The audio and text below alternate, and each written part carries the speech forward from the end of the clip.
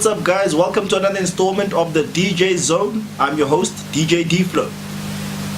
So in my last video we touched on a few of the basics that you need to know with regards to beat matching. So if you have not actually seen that video, rather please go through to that video, watch that video firstly before you watch this one here.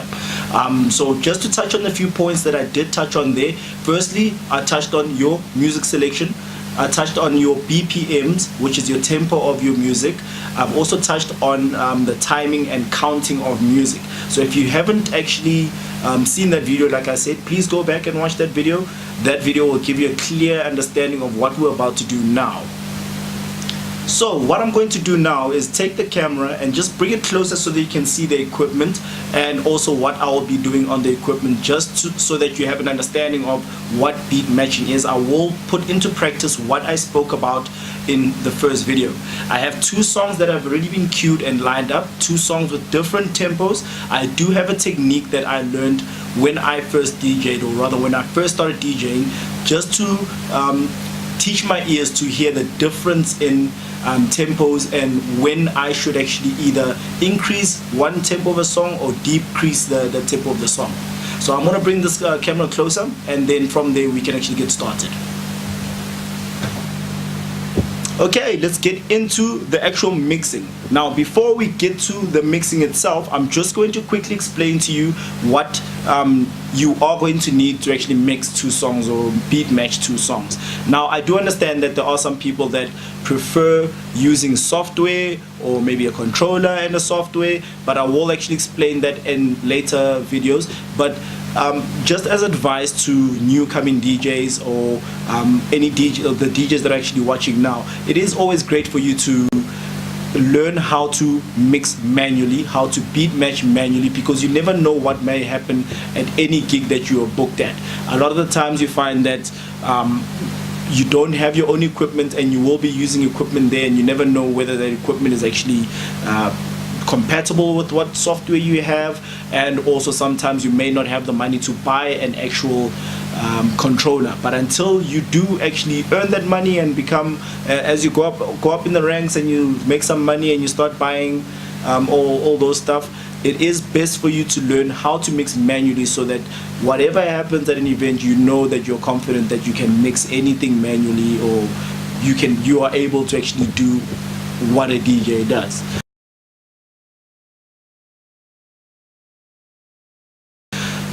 Okay, so now just getting into what I have here, I have two turntables or two CD players and one mixer.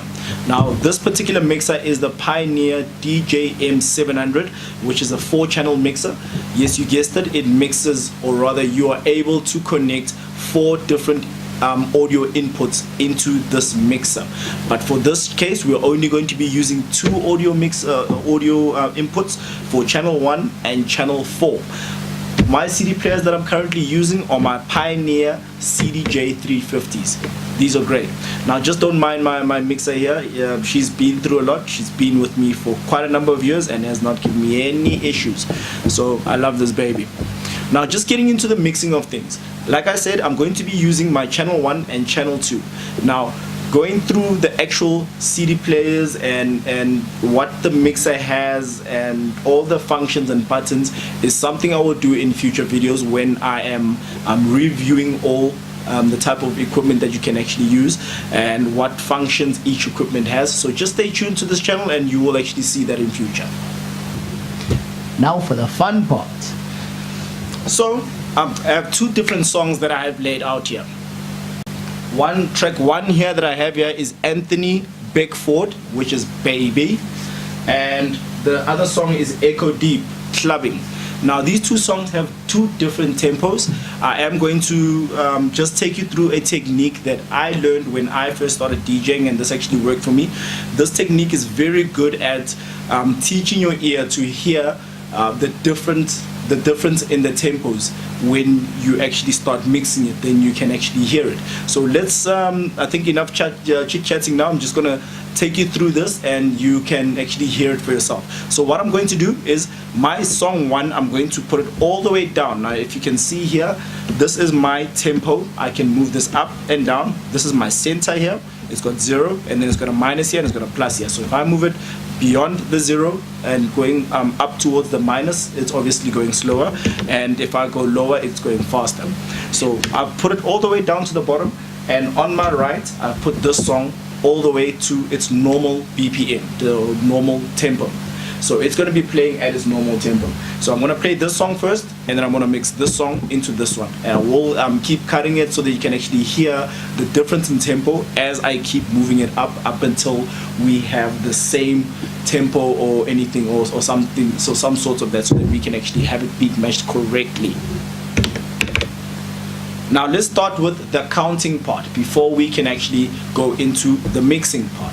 When we spoke about counting, remember we said that your songs have bars, and each bar is 4 beats. Now we're going to be counting this, and obviously at 16 beats or at 32 beats, the song will have some type of musical change in it, as we actually discussed in the first video. Now let's get that started. So as you can hear, that is the beginning of the song. Now we're going to begin.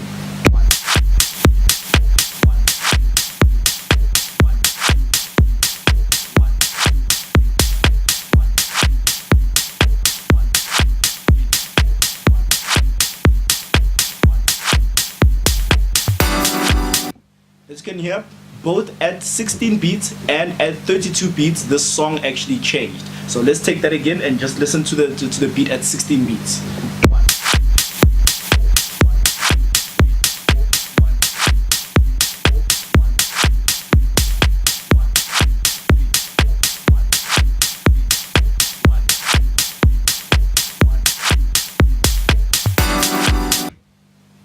So that's what we talk about counting beats. That means that you know exactly what's going to happen at a certain part of the song.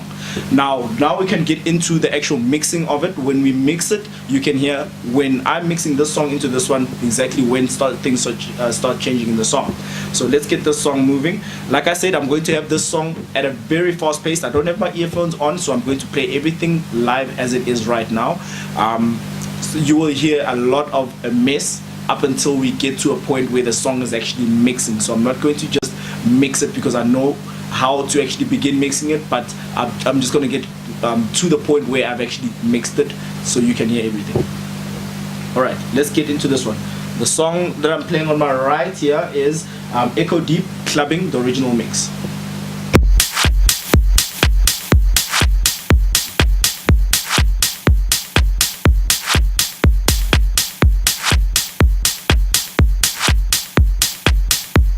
Going to mix my other song here, and it's going to sound horrible.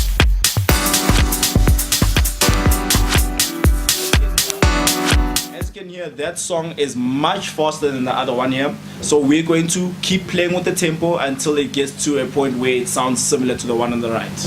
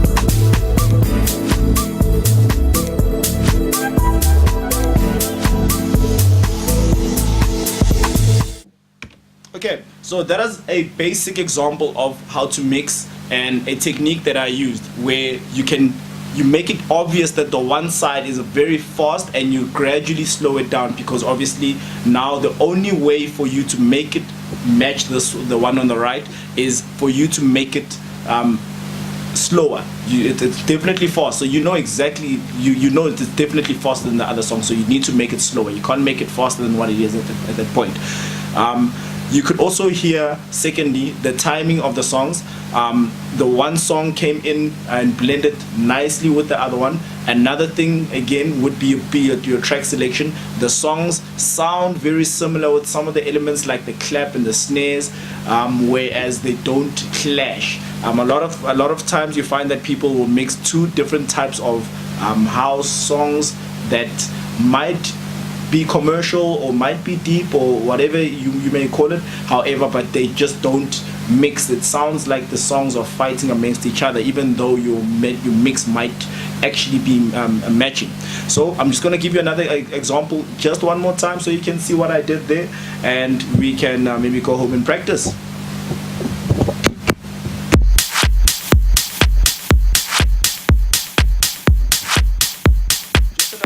Very important for you to actually know how to use your equalizers. Like I said, all this stuff I'm going to discuss in my future videos when I actually do a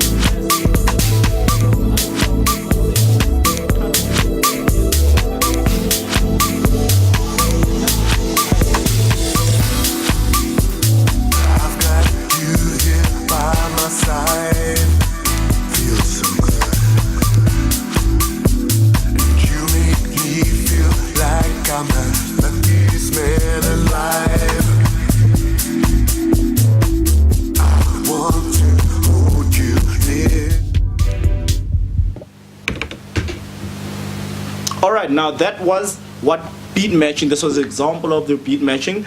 Yeah, like I said, I will be taking you through some of the other stuff here, like how to use some of the effects and how to use certain things on your decks, but obviously this is for more intermediate stuff. For now we're still looking at some of the stuff of how to start up. So thank you for watching again. So I hope this video was informative, and if you liked the video, please subscribe and share as well. You can actually also find me on Facebook and Instagram. I'll leave everything below so you can actually see it. as well as I will actually be doing some more videos, more intermediate videos that are going to show you basically how to use certain equipment. I will also be doing some reviews on some of this equipment, if in case you would like to buy anything like this. I'm just going to explain to you the type of stuff it has and how good they actually are. So just stay tuned and see you in the next video.